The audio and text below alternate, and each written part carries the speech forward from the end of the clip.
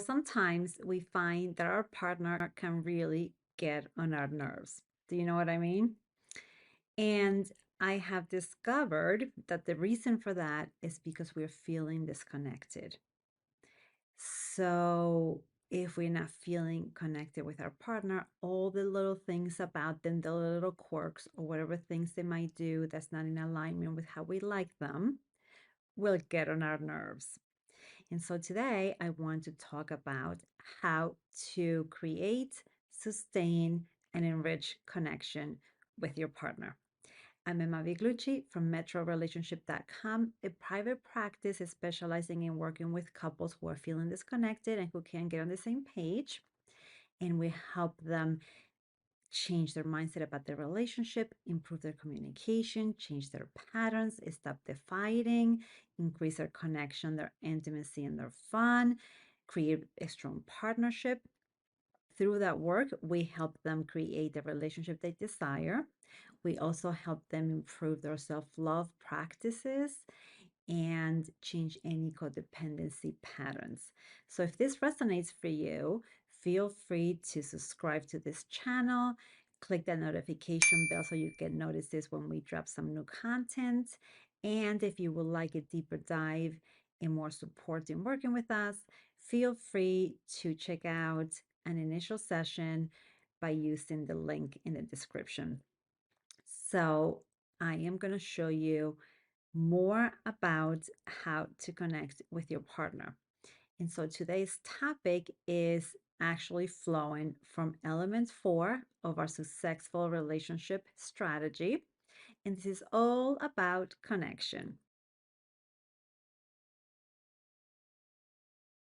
This has to do with figuring out how to connect, what might get in the way of connection, what might get in the way of intimacy, what might get in the way of fun.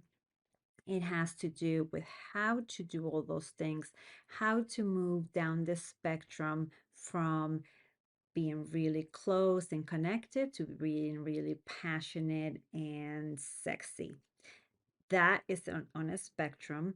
And so, depending on the status of your relationship, you might want to focus more on one or the other area because you can't be all passionate and all juicy if you're not feeling safe in your relationship. So then the connection route needs to go first. And then you change that up to create more fun, more spice. So for today, I want to show you a few things around key aspects of this element so that you can start creating first that connection because you can't go here if you don't have this. So the connection piece has to do with first being connected to ourselves. If we're not in our bodies, if we don't have ourselves, if we are not connected to who we are, how can we possibly have a good relationship with our partner? How can we possibly connect well with our partner? Who are they connecting with if we're not here? Right? And so the first part is about connecting to ourselves. And then the second part is how do we go about connecting with our partner? What does that look like? Because in our work with couples, I hear all the time that partners are trying to connect, but they're just not getting on the same page. Or they're not aligning, they're not feeling each other. So I'm going to go into what gets in the way and then what to do about it as we go today. And I'm going to break the topic down into 3 areas. So the first one is going to be how to show up with our best selves, which means that we are going to make sure that we can connect with our partner. So we make sure that we can actually connect with our partner. Now, with showing up with our best self, it has to do with making sure that we remove roadblocks to connection and intimacy. What might be things in our life and in our relationship that actually get in the way that doesn't allow us to show up with our best self, right? And so some of those things in there are roadblocks to intimacy. We have an intimacy epidemic in this modern society where partners are not really being that intimate, and then talking about physical intimacy as well. Just because of the way that we do modern life, it saps our energy and it prevents us from connecting at a deeper level and in feeling the good feelings that lead to physical intimacy. And so some of these roadblocks to intimacy include things like being too domestic. All of the conversations and all of the interactions have to do about the home, the children, getting things done, and it's just too practical. That is very the energy for that is just very male doing energy. And so when both partners are in that energy, there's no polarity. And so you can create that attraction, you can create that passion in that spark, right? So just constantly being in that domestic doing mode, not good. That's one. Two is being together too much. So this might sound like a contradiction, right? Because we want to connect, which means that we have to be together. But yeah, there's people who are together all the time who are not connected, right? So when we're together all the time and everything's with each other and all the things together, we don't get to miss each other. We don't get to bring new energy to the relationship, new sparks, different parts of ourselves. And it just gets very monotonous, very same old, very just blah. And so what we have to do is change things up every once in a while, bring in new energy, right? Miss each other a little bit, do something different, hang out with other people, bring different parts of ourselves out. And then that just creates more spark for ourselves and more energy for ourselves that then we bring to the relationship. And the last one about this is that sometimes we get in our own way with our own mindset, our insecurities, our limiting beliefs, the way that we look at our partner, the way that we look at our relationship, and it's not really helpful to creating connection and to feeling good about each other. So those things are roadblocks to creating good mojo, good feelings, good energy that then leads to more sexy time and just deeper connections. Now, let me add a little caveat here, and that is that when we feel too safe, it's also hard to create the passion because they're in a position, right? Like safety is not exciting. And so it feels like a contradiction because we have to first have that safety so that then that we can let go. We have to control and make sure and be safe and check and all these different things. And in being vulnerable and in being available, we could let go. And in that letting go, we can take risks. And that's where the spark can happen. You see, but we can't really go here unless we're feeling safe and secure and then be able to let go. So it's kind of like a catch-22 here. And that's why I said earlier to first work on this. And once you have this, then you could play and moving down the spectrum to the other side. Now, some people might not agree with this because they feel that they might have all this crazy passion and and they have a crappy relationship and they don't have that security. And so this might sound like it doesn't make sense, that doesn't add up. But know that those people are not having a great relationship. Those might be the flings, the flirts, the affair, like the beginning of a relationship, like that kind of stuff. There are, and I'm not saying that you can't have a passionate relationship. I'm saying the opposite, right? So it depends on the status and the length of your relationship and what's happening. Do you have that because you've done the work and you've gotten yourself there? Or do you have that because there is chaos and craziness and all this stuff and you don't have a good relationship? So that could happen too. So what I'm offering is to have an amazing relationship, connected, strong, solid, secure, beautiful, and passionate. So in some circles, that might be like, okay, that's a contradiction in terms. um, but the point is to have it all if we can and to work towards creating that. And that means first starting with that safety and security, then letting go so that we could move down to the more frisky and more risk taking and in within the context of a relationship that's safe and beautiful. for the partnership.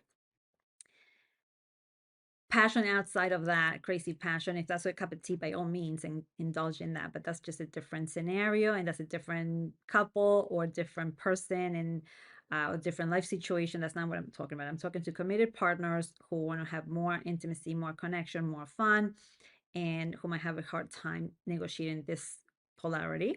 And so the first piece is do this part and then you move here. Now, if you're already doing great with your relationship, then you focus more on tactics that create that spiciness and that create that passion and that spark. Okay. But for now, for today, I'm talking to the people who need the safety first and that connection first so that then we could move to the other area. And so to create that connection and that safety, the first thing is to be vulnerable, show up properly, remove those roadblocks, and so that you can start creating that good energy and connect with a person, not with a shell. And from there, you could start deepening this. You could be more vulnerable. You could show up more. You could share yourself more. You could support each other more. You create the security and the safety, and then you build from there. And so that was part one, which is showing up with your best self. And a little bit more about that is um, knowing when you're not in a good state and protecting your partner from you. Protecting your partner from you beating on them and torturing them with you not being your best self when you're cranky and annoyed and all the things, right? So if you can't stand yourself, then how can your partner possibly stand you? And so our job is to first get ourselves in a better mood, take care of our needs or whatever it is, and then show up to our partnership. Now, that doesn't mean that our partner can't support us. It just means that we're not subjecting them to our junk. We're sharing our junk for support. Very different flavor to that. So that's how we have better exchange. And then our partner can actually show up for us and be there for us and take care of us and just have our back. Rather than if we're subjecting them to it and they have to protect themselves and then we create more noise, right? And just not a good interaction. Okay, so now part two is give love. So no, we're working on creating more connection, more intimacy, more fun. And a lot of times we want to feel that connection and we want to feel that love, but we want our partner to give it to us. We are not paying attention to whether we're giving the love, right? We always remember that we have that built in, that we always look to, are our needs met? Are we taken care of? Do we get what I want? Do they agree with us? Me. And meanwhile, the question is always, is our partner being the best partner? Question mark, is our partner amazing? We hardly ask, am I being a great partner? Right? Am I meeting my partner's needs? Am I giving my partner love in the way that they want it, not in the way that I want to give it? The way that I want to give it might not register for them. That might not be their love language or their needs, right? So being a good partner means we do for them and by them. We do right by them. And then vice versa, obviously. But so this part two has to do with giving love. And we want to give love in a way that makes sense for them. And so the concept of the five love languages is fabulous for this. So check that out, fivelovelanguages.com. I don't have an affiliation with them. I'm just sharing my resource.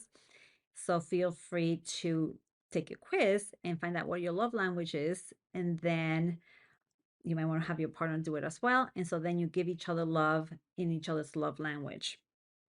Massive. So you don't have to work so hard at giving love. You just have to give targeted love and you get more bang for your buck. Okay, so now part three has to do with receiving love. Now, this is interesting because I hear a lot of times how partners feel neglected, abandoned, not taken care of, not nurtured, not cherished, all these things that we might want in a relationship. And our partner doesn't care about us, our partner's not showing up for us, they're not giving me love, blah, blah, blah, blah, blah.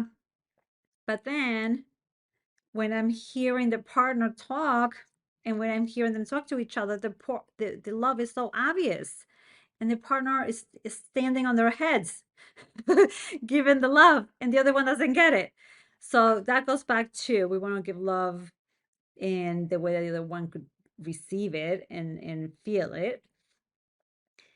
But a lot of times they might be, and we are just not receiving it, right? So just like we want to give our partner love in their love language, we want them to give us love in our love language, but we have to be mindful that when they do, can we actually take that in? So a lot of times we don't. So our partner's standing on their head, giving us this love, and we're like, what? Where's the love? Right? Not very helpful. And so, how do we receive love? We receive love by first giving love to ourselves. What? If we're not feeling lovable, worthy, and that we are good enough to receive love, then it could come to us, but we're not going to take it on because we don't deserve it. And most of us don't think that way. It's an unconscious program. And so that's what we do a lot of reprogramming work. And what we want to do here is do the self-loving. That's why I talk about the self-love practice all the time. So that's me going through the back door in a very simple, pretty way, offering you something that's very impactful. So when you're doing that self-love practice just for kicks and just for fun, you're actually doing all of this reprogramming and you're priming yourself to receive love from your partner and to create a better relationship. You see, I'm tricky, I know. Okay, so with receiving love, you're going to do that self-love practice so that you could teach yourself that, yeah, I am worthy of receiving love. Now, notice that you might have a resistance to this. That's how ingrained this thing might be for you, right? If you're one of those people who have a hard time relaxing, chilling, doing things for yourself, self-care, treating yourself, self self-care from in all of the different directions, like a whole rich self-love practice, this might be a thing, right? You can't even receive love from your own self. You can't even give it to yourself. So if this is resonating, we have work to do, my love. But so for now, just easy does it, no shaming, no beating yourself up. Just start lightly, whatever that means for you.